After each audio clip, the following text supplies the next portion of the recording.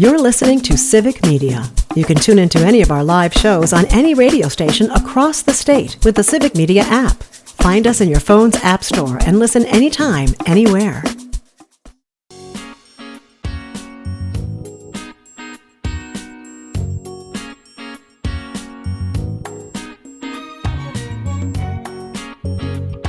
Live across Wisconsin on Civic Media, you're listening to Mornings with Pat Kreitlow, powered by Up North News.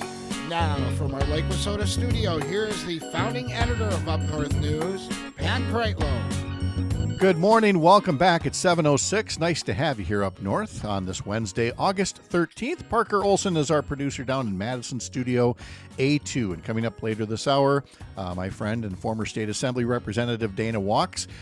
He'll be appearing in our 7:35 segment. That's usually our homeroom segment where we talk about public schools in Wisconsin. And so we'll start off by talking about his efforts years ago in the legislature to help taxpayers understand the true cost of the voucher school program in Wisconsin and how his bill was never taken up by Republicans running the legislature. So now folks at the local level have taken it upon themselves to increase transparency on your property tax bills. But he'll talk about the fight for that at the statewide level coming up.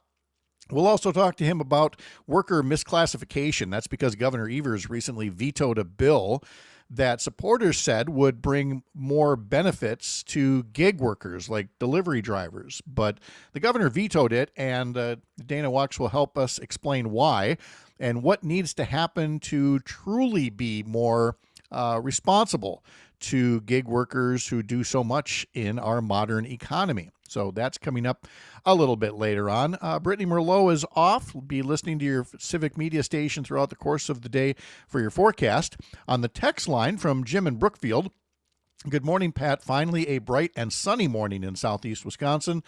Flooded low-lying areas are starting to recede. Hopefully, the area will have a chance to dry out. Yes, I'm starting to see that in some of the photos here of how high the waters were after that flash flooding over the weekend, and that they are now starting to recede. But goodness, there's going to be a lot of cleanup ahead. So I'm glad the weather is decent today to get that started. Also in the mailbag, let's head over to YouTube. Good morning from Tigerton, writes Rob. It's sunny and 58 degrees. I mowed 3 yards in Tigerton. I helped my nephews cut down some trees at my place, then went to Clintonville to get some lawnmower parts. I've got 4 lawns to mow in Tigerton today. At the gas station in Tigerton, they have a payphone. They have a payphone booth frame without the payphone. Yes, that makes much more sense there. And he says, yesterday going to Clintonville, I noticed at the top of the hill looking down the hazy smoke in the valley, it was like being in Los Angeles. And yes, that I completely understand. One of our earlier topics in our last hour, and if you ever miss an hour, head over to civicmedia.us or subscribe to us as a podcast by getting on Spotify and following us there. But we were talking about some of the most anticipated albums of all time, given the way that Taylor Swift has essentially perfected the move with her new album that's going to be coming out, The Life of a Showgirl. But as we talked about other heavily anticipated albums in history from, Bruce Springsteen, AC/DC, the Eagles, and all of that, Adam writes on YouTube, a reminder that Sheryl Crow guaranteed us a major Milwaukee Bucks ballad if they won the championship in 6 games back in 2021. Still waiting for that one. And that didn't really ring a bell to me. And I looked, and sure enough, I found one article from WTMJ Radio down in Milwaukee that said, if the Bucks win in 6, Sheryl Crow vows to write a Bucks anthem. She says, if they win it in 6, I'm going to write the biggest, baddest Milwaukee Bucks anthem you've ever heard. They got to take it in 6. I don't think I can take a game 7. She was among many celebrities who were in town for game 4 at the Fiserv Forum that night when the Bucks did indeed win the championship. And yet, Parker, I see no follow-up. It's like she made that. Adam remembered, but it sounds like nobody else did, including Sheryl Crow. So I'm still waiting on that big bad Bucks anthem that she promised. We need more music about our sports teams. I think that is an underused genre. Oh, I agree. I mean, there's something nostalgic about playing back some of the jingles from, olden times, and some songs still hang around. How many times do you have to hear "Bear Down Chicago Bears," for example, when they come to town? But it would be nice to get some modern tunes as well. It would. Some contemporary tunes about our favorite sports teams there. So maybe Sheryl Crow will finally get the message and get something written for us in time for the season. I mentioned that in the daily newsletter that you can sign up for at upnorthnewswi.com, that a couple of new pups are on duty at a hospital in Madison. And I hear from Sean Fettiplace with Main Street Alliance. And he said, we were talking about, let's see, where are the dogs here? There's Cash and there's Jimmie. Cash is part golden retriever, part poodle. This is at American Family Children's Hospital in Madison. And Sean Fettiplace writes in saying, hi, Pat. So Cash is our dog. My wife is his handler, and he's a very good boy. Aw. So there you go. Of course he's a good boy. A little 6 degrees of separation here on the morning show. Hearing from our friend Sean about that. So that was very nice. Coming up later today across the Civic Media Radio Network, of course, following this fine program, we've got Matinaire on Air coming up. And on there, just after 9:30, Jane and Greg will be talking to Andra Watkins, a best-selling author, talking about Christian nationalism in the United States and its ongoing growth. Coming up at 10:05, they will be talking to Robert Pilot, the host of Native Roots Radio. On the Todd Alba Show, coming up at 2 o'clock, I'll be joining him along with Trygve Olsen, senior advisor to the Lincoln Project. Maggie Dawn, coming up at 4 o'clock, is going to have Ruth Conniff, the editor-in-chief of the Wisconsin Examiner, discussing her latest article on gerrymandering. She'll also be talking to State Representative Ann Rowe. And then later on, Nightlife with Pete Schwaba. Nightlife beginning at 6 o'clock there, and it will include Milwaukee Journal-Sentinel entertainment reporter Chris Ferran. So a lot of ground to cover today across the Civic Media Radio Network. May I suggest just welding your radio dial right there and sticking around throughout the course of the day, or take us along on the Civic Media app. If you need to take a break at all from it, just head over to Up North News and see some of our latest headlines there. In the headlines, of course, we did have this terrible flash flooding in the Milwaukee area. And we now also have word from Congressman Scott Fitzgerald, who was the former state Senate Republican leader when I was in the state Senate as well. So I've known Scott for a long time. He's now a member of Congress.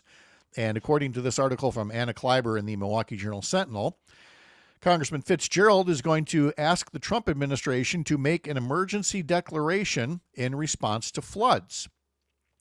In a letter to FEMA, the Federal Emergency Management Agency, Fitzgerald asks for an emergency declaration to be made to ensure Wisconsin communities have access to the recovery resources they need while a full assessment of the damages remains underway. Parts of Milwaukee County, Waukesha, Washington, Ozaukee were hit with massive volumes of rain on Saturday and Sunday, more than 10 inches of rain, which is classified as a once-in-a-thousand-year flood event. Governor Tony Evers has already declared a state of emergency following the storms. Now, this is where it gets a little tricky, because in the past, that would normally lead to presidential emergency declarations so that agencies like FEMA could step in and allocate resources that are needed. However, FEMA's under new management now, and it has already been shown that President Donald Trump is willing to play politics with people's lives when they've been impacted by a disaster. Recall that hurricane that came up through North Carolina. They're still waiting on storm aid there. California, after its wildfires, they're still waiting on federal assistance there. But after the recent flash flooding in Texas, which was a red state, Trump declared an emergency and freed up federal resources to go there. So when Congressman Fitzgerald says he's asking President Trump to declare a disaster, I guess he'll have to include that Wisconsin went for Trump in the election, because that's how you predicate disaster relief, apparently, in Donald Trump's eyes. And I don't doubt for a moment that Donald Trump would declare an emergency and free up resources, but specifically exclude Milwaukee County and make up some lame line about, they don't deserve it. They have plenty of funds. They can take care of themselves, which is all just shorthand for those people in those quote unquote urban areas didn't vote for me. And so I'm not going to provide federal aid there. So put a marker down on this episode right here. I may be wrong, but if I'm right, you'll be able to track it right here and see that this is who he is. And this is what all of America has to deal with when it comes to disaster. The first thing you have to ask yourself after your house blows down or whatever the case may be is, do I live in a red state or a blue state? Because my tax money will only go to people who voted for Trump. Is that the kind of world that we want to live in? Well, it must be because, again, just look at some of the recent headlines. You've got a president who fired the person who put out the unemployment numbers and is replacing them with a loyalist who is now casting doubt on the validity of any numbers that come out of the Trump administration. Then there's this story. The White House plans to conduct a far-reaching review of Smithsonian Museum exhibitions, materials, and operations ahead of America's 250th anniversary to ensure the museums align with President Trump's interpretation of American history. So he's already tainting America's 250th celebration that's going to be coming next year. Oh, wait, there's this out of Louisiana. A lawsuit has now been filed by the family of a 4-year-old boy, an American citizen, whose stage 4 cancer treatments were disrupted when ICE kidnapped his mother, along with his 7-year-old sister, who is also an American citizen, and sent them all to Honduras back in April without a whiff of due process. Nothing in the courts that would give the family the option of letting the children stay. But I mean, hey, thank God those terrorists, that mom and those 2 kids, aren't on the streets, right? And by the way, forgive the strong language, but if you have no compassion for her, for the mom, and say, well, she's an illegal and she shouldn't be here anyway, if you want to mock her status and her struggle and her child who has cancer, I have no idea how to tell you that you might not ever get back to a normal life. That as dead as some people are on the inside right now, it may never get better if that's the way you want to react to a mom with a child with cancer. May I consider asking people to pray for you if that's where your heart is right now. But that's what we have for a presidency that fires people for putting out true job statistics, that is going to rig museum exhibits to comport with their interpretation of history. And so do I think that this president will play politics with disaster relief for the Milwaukee area? Oh, heck yeah. A local update is next for some of you. Representative Dana Wachs joining us in about 15 minutes. I'm Pat Kreitlow. This is the Civic Media Radio Network.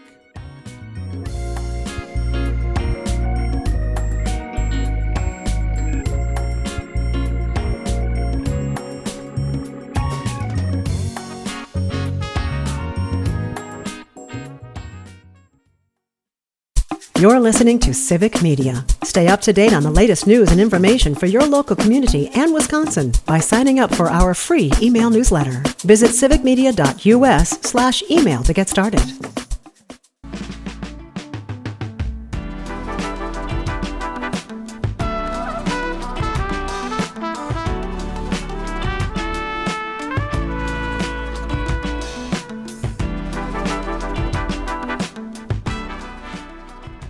You can sign up for our weekend newsletter by heading over to upnorthnewswi.com. Click subscribe in the top banner, and that can include our Sunday morning politics newsletter, Sunday Mornings with Pat Kreitlow, including our question of the week. And this week we're asking about politicians' personal social media accounts and whether they're helpful or if they need to be deleted. Yes, politicians are people too. I've said that before. They're real people. They're allowed to have human emotions and things like that.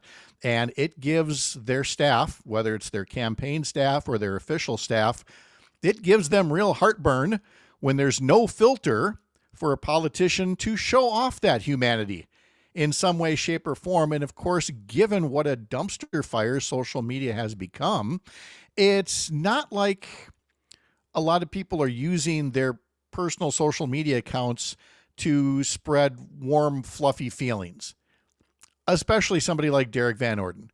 And after just a long string of embarrassing or insulting posts, it prompts the question of whether politician personal social media accounts should be deleted or if they just help you see the person that they are. And if maybe they're not the kind of person they like to portray in their campaign ads. So again, that's our question of the week. Head over to upnorthnewswi.com and subscribe there.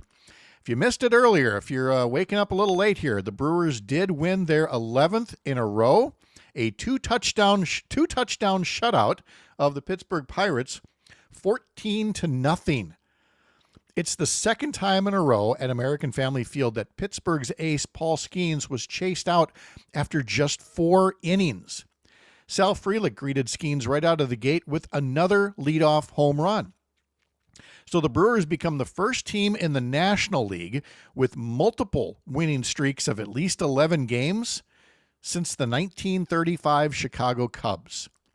Milwaukee leads the league with 23 home runs so far this month. And I, again, stress the Brewers are undefeated in the month of August so far. The series does continue now this afternoon. Final game of the series against the Pirates. The pregame begins at 12:35 on several Civic Media stations across the state.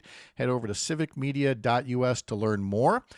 Then, after this afternoon's game, the Brewers are off this Thursday. They'll be traveling to Cincinnati for a weekend series.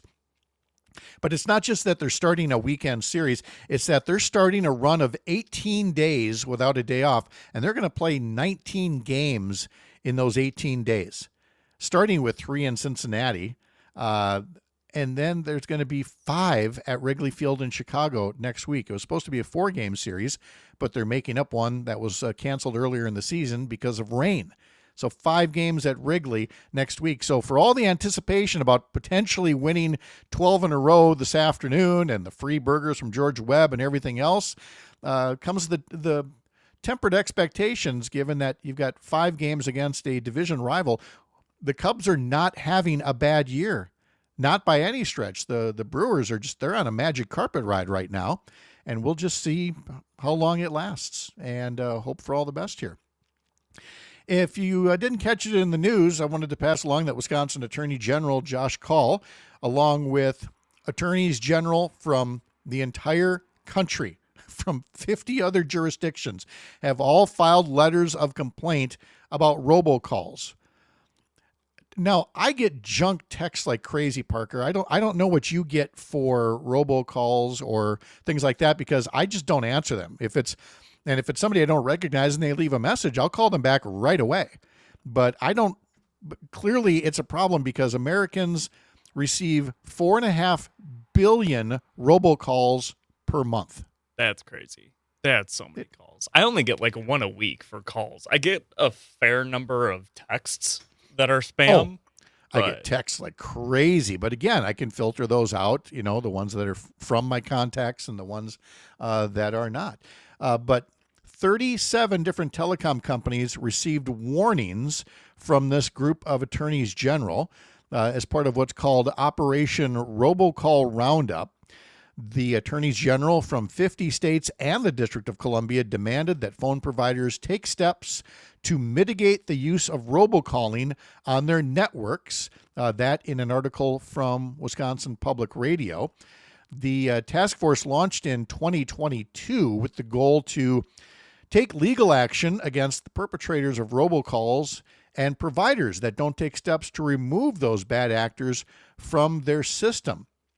Now, some of these robocalls, they're actually rather, as the article says, mundane or necessary. That you'll get a call from your dentist office reminding you that you have an appointment tomorrow.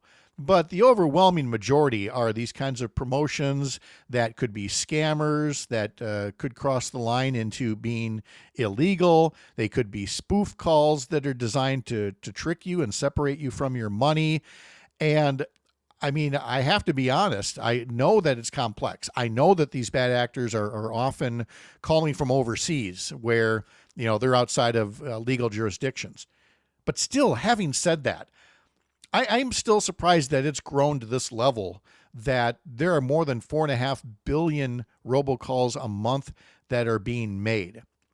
And I can only assume that it has something to do with that one troublesome vein of American politics, and that is to let corporations self-police in the name of, deregulation, and in the name of, not cutting red tape, is that we're trusting these companies. But thankfully, you now have attorneys general, Josh Kaul and others, who are saying it really is past time to bring the hammer down. We're paying these phone bills, and we're not paying for this. So I wish them luck in that crackdown. I think every one of our telephones would appreciate getting a little breather. All right, we'll talk to former state representative Dana Wachs coming up right after the Midwest Farm Report. I'm Pat Kreitlow. This is the Civic Media Radio Network.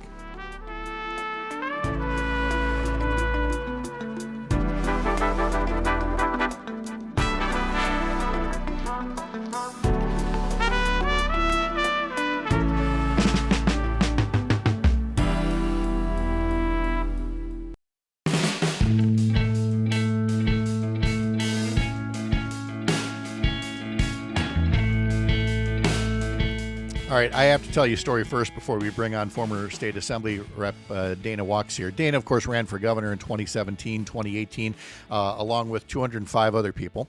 And one of the mementos that I have of helping my friend Dana is that, it's very common now to have backdrops. They're very easy to make. They print them on vinyl. They put them on a frame back there.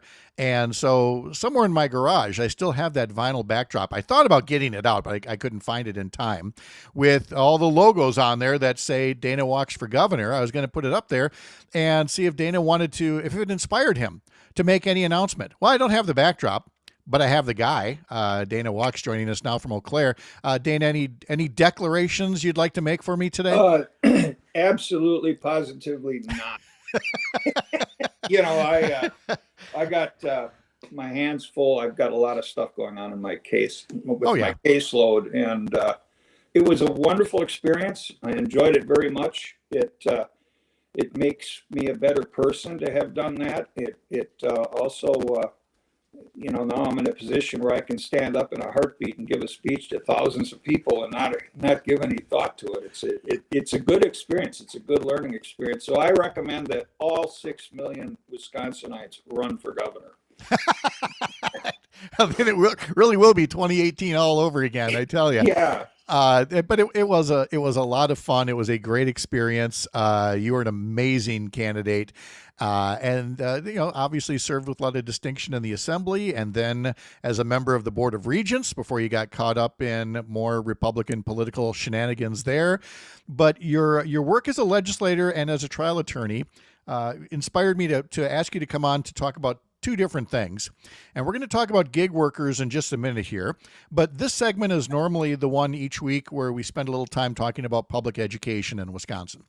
And we have spoken recently with some folks in Green Bay who kind of got the ball rolling on local efforts to increase transparency on property tax bills so that people know when they look at the property tax bill and they see a line there for the Green Bay School District and they see that dollar amount and they think, wow, that's a lot of money going to Green Bay. Well, it's not. Some of it's being skimmed off the top and going to the voucher school program.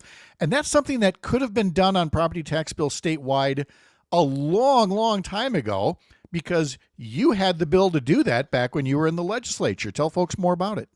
Yeah, well, there was a constituent who brought this to my attention that wouldn't it be a good idea It's Chris Humbuck Boyle that actually rock star. Yes. Yeah. Uh-huh. And she's an education advocate par excellence. And she brought this idea up. Wouldn't it be nice on your tax forms when you get the bill to see how much money is actually going into this private school voucher system?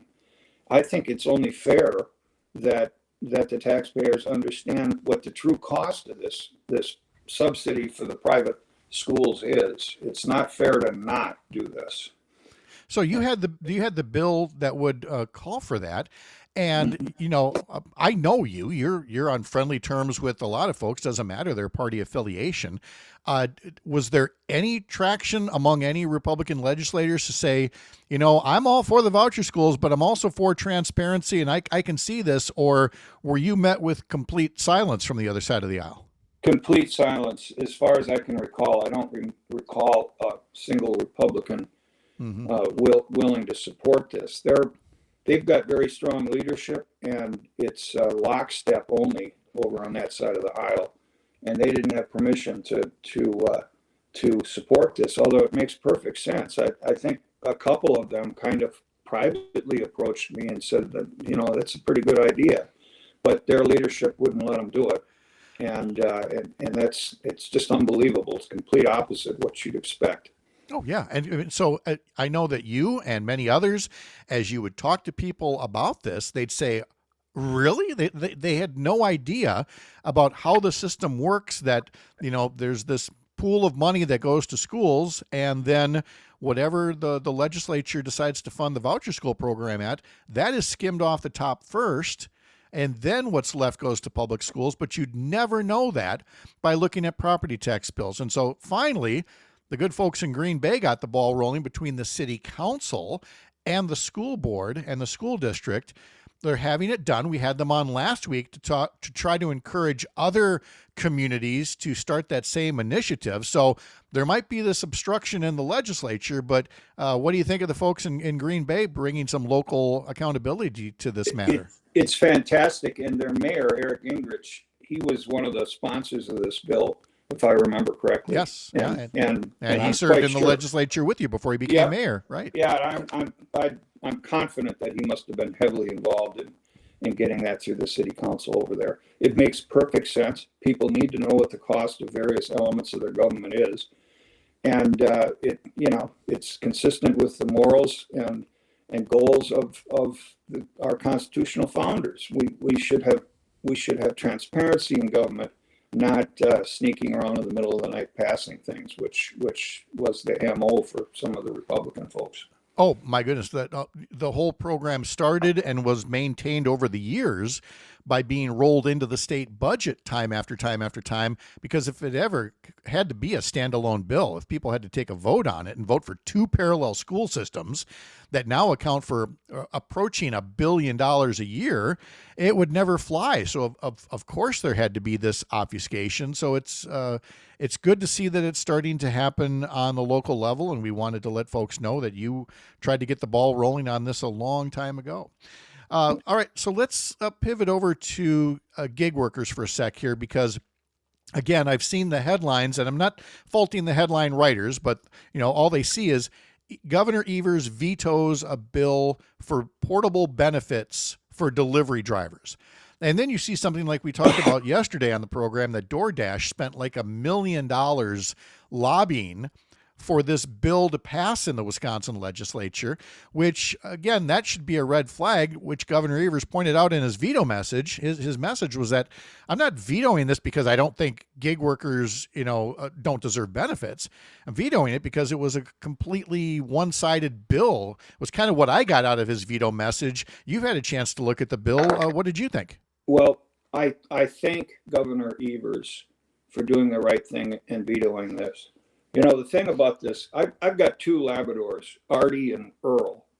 And if it gets real quiet in the kitchen, I get up and go in the kitchen and see what the heck is going on. And they're usually into something. Well, I liken them to WMC, because the way they put this bill together, the Wisconsin Manufacturers and Commerce Lobby, I'm sure, was behind this. And while it gets real quiet in the kitchen, when you take a look at the rest of this bill, it's a terrible bill for all Wisconsinites. And here's why. Number one, these benefits are at the discretion of the employer. So Uber or whoever would be the employer here. Who knows, but it's up to them to decide whether or not to provide these benefits. But one of the worst things about this bill, as far as I see it, is that it adds 4 more requirements for there to be respondeat superior or employee-employer liability. Now, let me tell you a story. I've represented a lot of people in the last 41 years, and injured folks that had nothing to do with employer-employee relationships. They're just going down the highway, and all of a sudden a car runs into them, and they try to bring suit to get compensation. Some of these people are paralyzed, and they bring a lawsuit to get compensation from the mega huge corporation that has hired these people and declared them to be independent contractors. So an independent contractor of mega corporation can hire people, they get in an accident, and mega corporation isn't responsible for it. I had a case a few years ago where it took us 4 years in complicated discovery to find out that the independent contractor who was actually killed in this crash, the independent contractor had received a telephone call from the mega corporation that hired him, telling him to go to a specific address. And so 4 years into this case, I was able to prove that person was an entity and that there wasn't $25,000 of insurance coverage. There were millions of dollars in insurance coverage, but they were hiding it. So these outfits hide behind independent contractor, quote unquote. They hire people and say, we're just going to, you are not an employee of ours, you're an independent contractor. And they're running all over our highways, and they're trying to escape liability and doing the right thing through this. So this bill adds 4 more safeguards for the employer so that they're not deemed an employer, but actually the contractor with an independent contractor. It's a terrible bill. We're talking to former State Assembly Representative Dana Wachs of Eau Claire, who's a trial attorney and has worked on cases that involve what is commonly referred to as employee misclassification, which predates the gig economy, Dana. It's the kind of thing where they'll limit hours, and still classify you as part-time to avoid paying benefits, but somehow they manage to squeeze full-time work out of you anyway.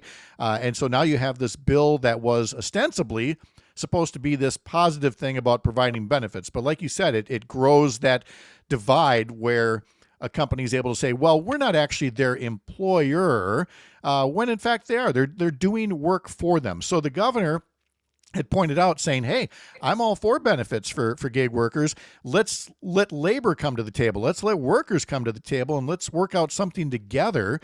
Do you feel, putting your former legislator hat on, that there is a bill that could be written in some way that says that people who do want that sense of independence, but they are still working for, mega corporation, that there is a way for them to get benefits like health insurance and things like that?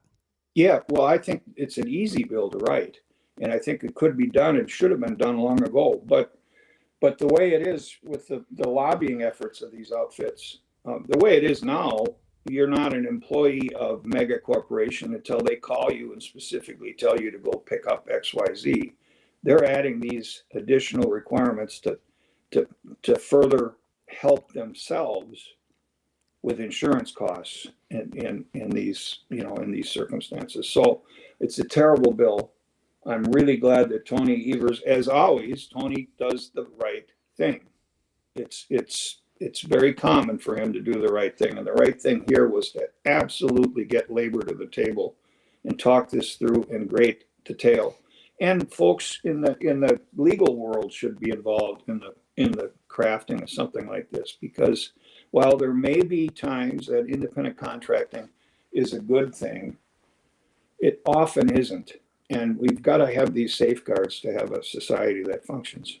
Yeah, exactly. And that's, why we turn to experts like you, Dana Wachs, trial attorney, former state assembly representative from the Eau Claire area, and future candidate for something else. Not next year, but I mean, Dana, you and I, we're not done yet. It might be a candidate for, fishing up at your cabin real soon, but there'll be something down the line here. Dana, thanks so much. Have a great day. Thanks for visiting with us. You too. Thanks, Patrick. All right. Great to talk with you. A local update is coming up next for some of you. Others will visit with Jimmie Kaska and see what he's covering as part of the Civic Media Radio Network. And then in our next hour after the 8 o'clock news, we'll be talking to Earl Ingram, who has learned all too personally some of the damage that this flash flooding has done in Milwaukee. I'm Pat Kreitlow. This is the Civic Media Radio Network.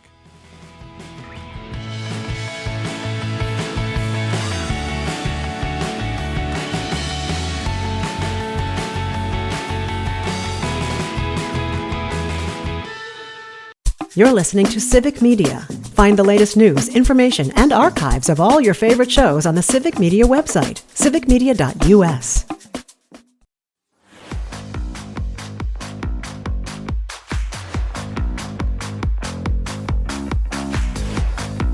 Got some matinee baseball for you this afternoon. The Brewers and Pirates wrap up their 3-game series. Pregame begins at 12:35 on Civic Media stations up in Hayward at WBZH, Park Falls, Racine, Kenosha, Oshkosh, Richland Center, and everybody will be watching and listening to see if the Brewers get to 12 in a row, and that's where we bring in Jimmie Kaska, Civic Media Sports Director, to talk a bit about this. Jimmie, how are you?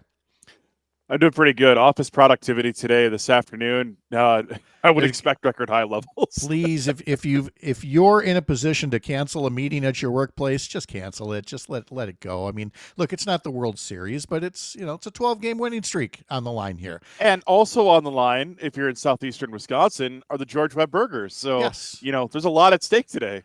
So again, for folks that are catching us in the Oshkosh area, in the Waukesha area, obviously they know what we're talking about.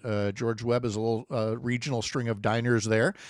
For folks that are listening on the western side of the state, you probably hear this every so often and go, what is a George Webb? And it's a little chain that long ago, one of their advertising promotions, and this chain dates back to 1948. And back in the 1940s, when Milwaukee only had a minor league team, George Webb would predict that the local team would win a specific number of games, and then that would lead to free burgers.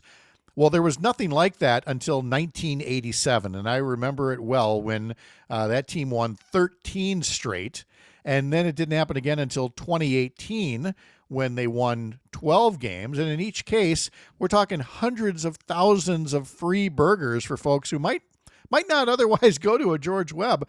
What I would really like to see is some other businesses around Wisconsin jump on this too. Look how much promotion this one little hamburger chain has gotten for a prediction that was made, 80 years ago, for goodness sakes. Yeah, it'd be great if somebody in western Wisconsin would jump on it too, because I would love to get in on any kind of Brewers-related promotion. But it is so cool that we're here again, 38 days since the last time they had an 11-game win streak. The Brewers are doing incredibly well. And what's funny is when I was talking about this with Mike Clemens, I just asked him, do you think the Brewers are peaking too early maybe? Because we're looking forward to the postseason. But, without these win streaks, the Brewers wouldn't be in the position they're in, which, a massive lead in the division where a little over a month ago, they were trailing by several games. Now they're leading by a whole bunch of games. It has been a remarkable story here in the middle of the season for the Brewers, a team, by the way, that started out 0-4 with a minus 32 run differential. Now they have the best record in baseball, the best run differential. It is remarkable what is happening right now with Brewers. They are still undefeated in the month of August. They have more home runs than any other team in the month of August, and it has never been like a single person, and it's just been this wonderful amalgamation of chemistry and coaching and, I don't know, grit, whatever it is that you want to call it. And it's, I say all the time, it's been fun to watch because it is. We don't put everything on, like when they were really coming up in 2018, for example, everything was on Ryan Braun's shoulders, going, oh, this guy's going to carry us, and maybe a couple of others. But here there's we've got Christian Yelich, but we also know, he's a little long in the tooth here. And that, again, not all the pressure's on him. It is definitely a team-wide thing. It's amazing. There's a couple of amazing stats of the team. Obviously, I think everybody's pointing to the Aaron Savali trade to get Andrew Vaughn, the Vaughn mower. He's in and he's just raking right now. Had a 3-run blast yesterday. Just ridiculous stuff. I mean, that is an amazing trade. And the Brewers had a couple of these, right? But I think the other thing that's really interesting is that when you look back to the beginning of the year, when they had all the issues at the beginning of the year with their pitching staff and they're giving up all these runs and whatever, all those pitchers are gone. Like, none of them are with the Brewers anymore. Right. They have retooled on the fly this year, dealing with things like, the trade demand by Savali to get a 27-year-old outfielder from AAA. And all of a sudden, he is one of the centerpieces to this amazing ride that the Brewers have been on the last couple of months. I got to tell you, the front office for the Brewers, literally unmatched right now. The Brewers won at every single level in baseball yesterday, every minor league level and at the MLB level yesterday. Right now, things couldn't be better for the Brewers. I'm personally just enjoying the ride that we're on with them. Well, especially when you consider the payrolls that they're going up against from the Dodgers, from the Yankees, from the Mets, and other, almost everybody else, it seems, but the Brewers. I don't know the current Brewers ranking in terms of payroll, but it's nothing like theirs. And again, there's a lot to be said for chemistry. There's a lot to be said for injuries. Again, like you said, there were a lot of injuries on the pitching staff earlier in the year. And again, knock on wood here that, was it Ryan Braun with the busted kneecap or was that Yelich? I forget now. That was Yelich. That was Yelich. There's always the inopportune injury. And so I think, much as I've said in past seasons, I'm not putting on the pressure that you got to win it all. We definitely got to get past the first round of the playoffs. That would be just soul crushing if we, lose out in the wild card round again. But you just got to have fun with it. I, for one, am having a lot of fun with it. The Brewers do have some injuries they're dealing with too right now, which is making this even more amazing that they've got some big-time guys that are sitting on the injured list right now, and they're still finding a way to get it done. I think even just today, yesterday with the Pirates, seeing Paul Skeens again, and for the second time this year, rocking him and, blowing out the Pirates last night. I really want to stress that, we're in the football season, right? And normally this time of year, even though it's practice, the Packers are dominating everybody's thought. We're this close to college football. But the Brewers, being as relevant as they are and as good as they are, they have completely dominated the sports conversations here in Wisconsin. And it's extended this love of baseball for at least a little while here. I know the Packers will probably take that crown here soon enough. But for now, I personally am just enjoying the fact that we've got relevant, awesome baseball to cheer for, and the Brewers are doing an incredible job this season. Exactly. Jimmie Kaska, thank you so much. Appreciate it. Have a great day. Thank you. All right. From Jim in Brookfield on the text line, George Webb is known for having 2 large side-by-side clocks. And when you order chili, the waitress, if you order chili, the waitress says, do you want 1 handful or 2? Now, that's funny. Earl Ingram is going to be coming up after the 8 o'clock news. More about the terrible flash flooding in the Milwaukee area. I'm Pat Kreitlow. This is the Civic Media Radio Network.